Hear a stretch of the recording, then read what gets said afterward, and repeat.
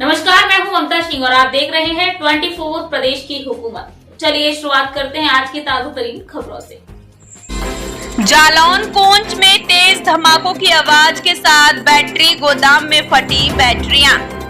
रिहायशी इलाके में एक के बाद एक दर्जनों बैटरी फटने से इलाके में मचा हड़कंप। सूचना पर मौके पर पहुंची पुलिस ने गोदाम खुलवाकर मामले की शुरू की जांच पड़ताल।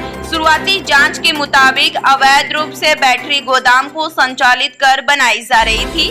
बाइक और स्कूटी की बैटरियां गोदाम अवैध रूप से संचालित कर बैटरियां बनाकर फिरोजाबाद, आगरा और नौगांव में की जा रही थी सप्लाई। जालौन के कोंच कोतवाली क्षेत्र के जवाहर नगर नई बस्ती इलाके का मामला।